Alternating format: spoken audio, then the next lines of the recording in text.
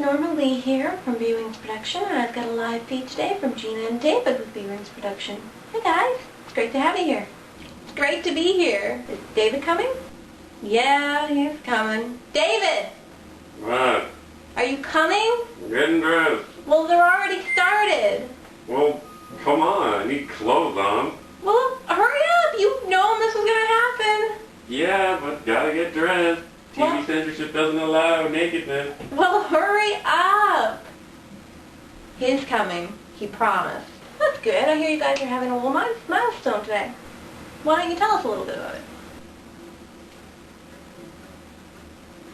Yeah, a year ago today, David decided to get the balls up to come down here and visit me. Too bad he couldn't get the balls up to come out here and do the interview with me. Love you. Well, there seems to be a delay, so while the video crew corrects that, why don't we go to our first caller? Who do we have on the line?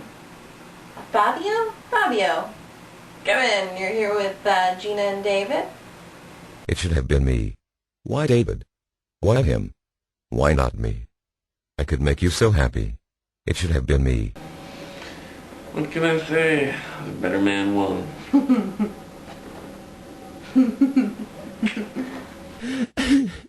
Well, he seemed pretty determined. They seem to have fixed the delay, so before we go to our next caller, why don't you tell us how you guys got together?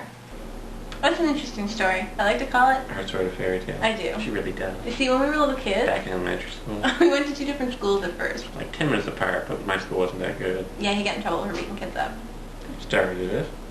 I guess he was defending himself. I wasn't going to be bullied. My baby's not a victim. So when I was 10, He got transferred to my school.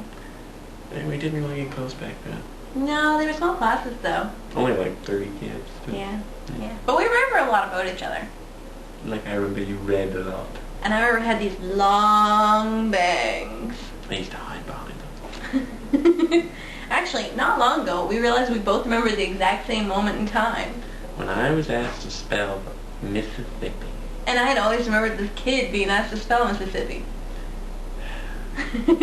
But she didn't realize it was me. Until one day he was rehashing the story. She just squealed. That was you? And I was confused at first. He looked at me like I had two heads.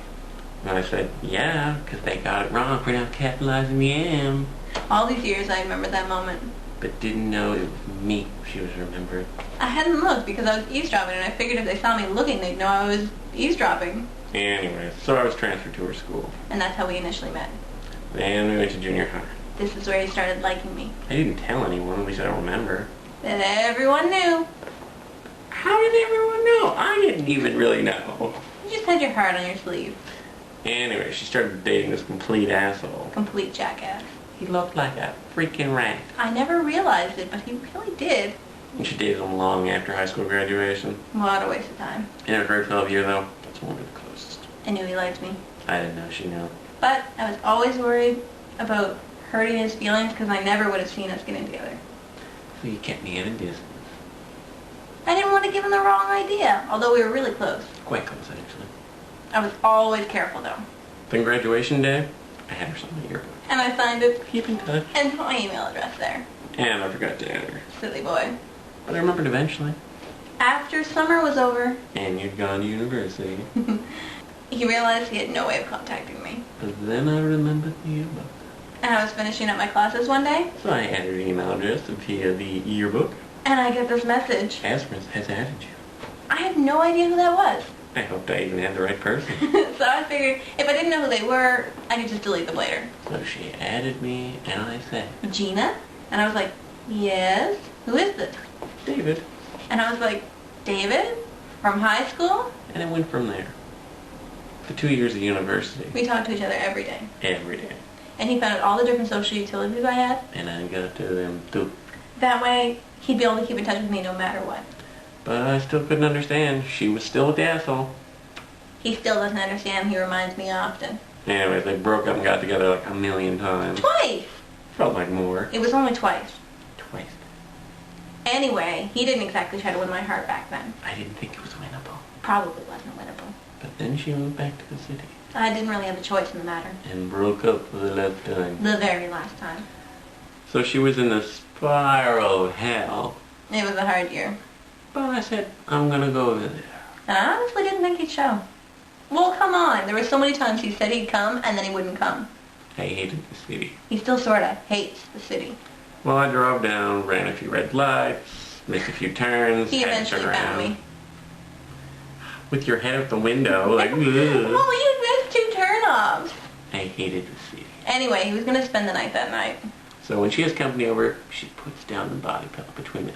Yeah, that way they don't wake up in any awkward position in the middle of the night.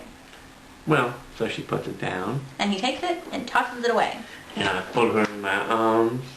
And didn't shut up all night. I was nervous. All night. I was excited to see you. All night, right until we had to work the next morning. What? I don't even know how we got to work the next morning. She didn't know. I was tired. I hadn't slept in over 24 hours. Neither had I. That was 1 year ago. And he still keeps me up at night. One way or another. So in short, I came over to visit. and he never left.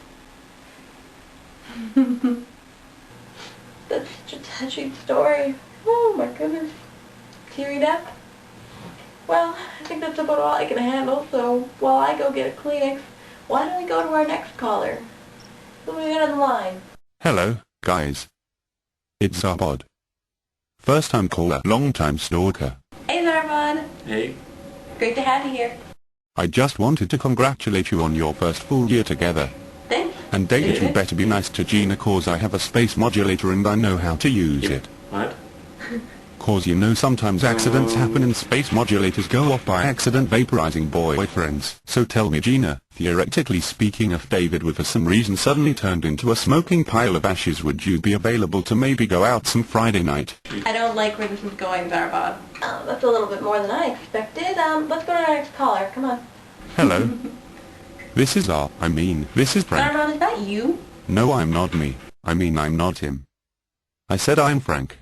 Zarbod, we know it's you. Yeah. Can see right through you. No you don't. I'm in disguise. We're gonna cut you off right there, Zarbod. We know it's you.